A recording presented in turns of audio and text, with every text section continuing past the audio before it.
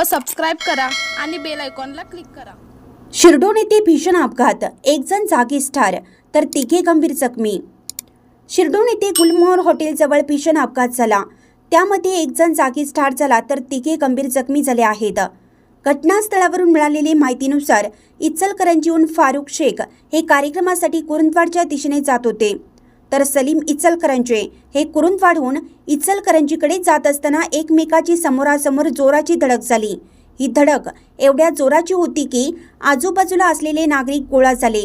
त्यामध्ये आलासचे सलीम इचलकरंजी यांचा जागीच मृत्यू झाला।